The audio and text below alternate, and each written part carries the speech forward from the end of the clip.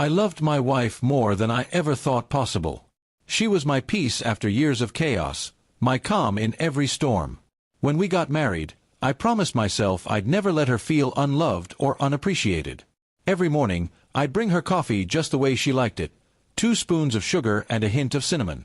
We'd laugh about small things, plan our future, and talk about traveling the world together. I truly believed we had something unbreakable. One Saturday morning, we decided to drive out of town to visit her cousin. It was a bright, peaceful day, and the highway stretched endlessly under the sun. She sat beside me, humming softly to the music playing on the radio. I remember thinking, this is happiness. But little did I know that the very same car ride would change everything I thought I knew about her. About an hour into the drive, her phone kept buzzing.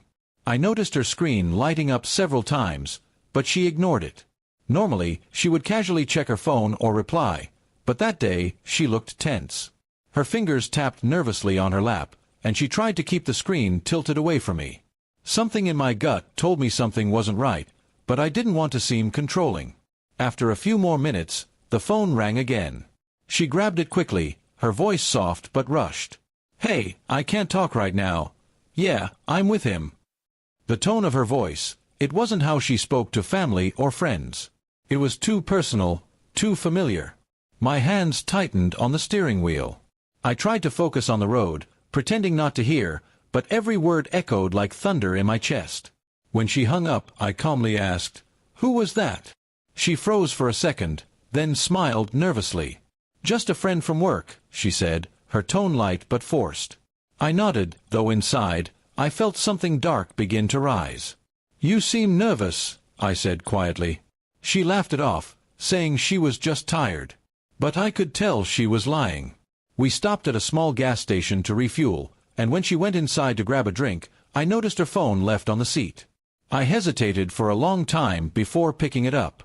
I wasn't the kind of man who invaded privacy, but that day, my instincts screamed louder than my morals. I opened the messages, and what I saw made my heart sink. There were texts from a man named Ray. Messages filled with words no married woman should be sharing with anyone but her husband. The messages spoke of late-night calls, secret lunches, and plans that never included me. My stomach twisted as I realized the woman I trusted completely had been living a double life. When she returned to the car, she noticed my face instantly. "What's wrong?" she asked, pretending not to know. I handed her the phone without a word. Her expression fell, the color draining from her face. She tried to explain, saying it wasn't serious, that she just needed attention. I couldn't even process her words.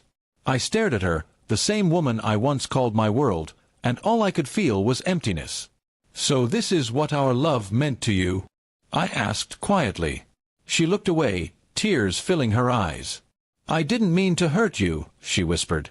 But the damage was already done. The rest of the ride was silent. I couldn't even look at her. Every familiar song on the radio now felt like a cruel reminder of what we had lost. When we finally reached home, she tried to talk, but I walked straight to the bedroom, packed a small bag, and left for my brother's house. That night, I stared at the ceiling, wondering how a single moment of truth could destroy years of trust. Over the next few days, she texted and called, apologizing again and again. She said she'd end everything with that man and begged for another chance. But the thing about trust is, once it's broken, love alone can't fix it. I told her I needed time, but deep down, I knew we'd never be the same. Friends told me to forgive her, to try to rebuild what we had. But every time I closed my eyes, I saw that phone, those messages, and the way she said, "I'm with him." It played over and over in my mind like a nightmare that wouldn't end. Months passed, and she kept trying to make things right. But I couldn't go back to pretending. The laughter, the warmth, the little inside jokes, they all felt like memories from someone else's life. Eventually, we decided to part ways. She cried when I left, and so did I, but it was the kind of crying that comes when something truly ends. Now, years later, I sometimes drive that same road again. The same trees, the same sunlight, but the car feels emptier. I learned something that day. Love is precious, but trust is sacred. You can forgive betrayal, maybe even understand it, but you can never forget the moment it broke your heart. And no matter how much I once loved her, the truth remains, I loved her deeply, but one day, in that car, she broke something that could never be repaired.